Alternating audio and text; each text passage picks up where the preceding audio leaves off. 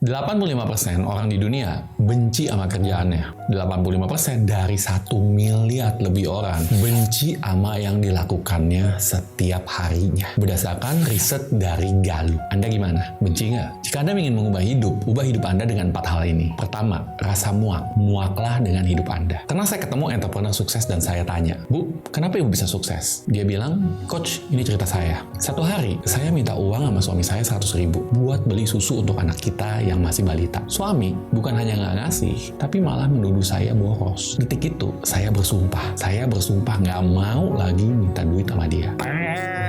Sensor ya, karena ada unsur kebun binatangnya. Dan sejak itu, sampai saat ini, saya nggak pernah minta uang sama dia lagi. Ini muaklah dengan hidup Anda. Dan lakukan sesuatu.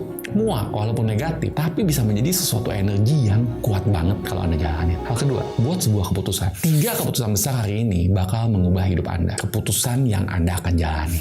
Contoh. Tahun 2020 saya membuat keputusan untuk jadi konten kreator dan nggak akan stop sampai mencapai 1 juta subscriber. Ini nggak mudah dijalaninnya. Dan nggak banyak orang tahu kenapa saya bisa membuat keputusan itu. Tapi hari ini, saya akan cerita sama Anda. Pandemi membuat saya ada waktu untuk berpikir.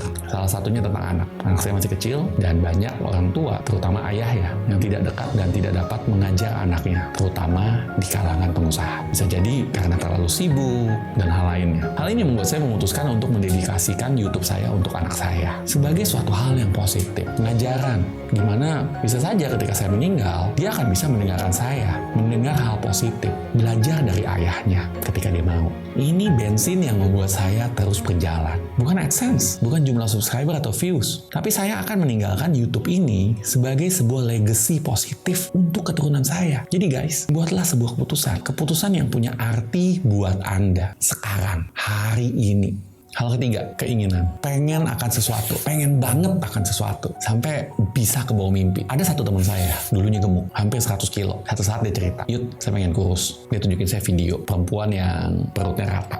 Dia bilang, "Ini wanita idaman saya. Tapi saya baru merasa pantas kalau saya juga punya perut six pack." Setahun guys. Hanya butuh setahun sejak itu. Dia six pack. Dan pacarnya sekarang model. 2 jempol dari saya. Itulah kekuatan keinginan. Keinginan itu terkadang nunggu. Kayak peluru nih.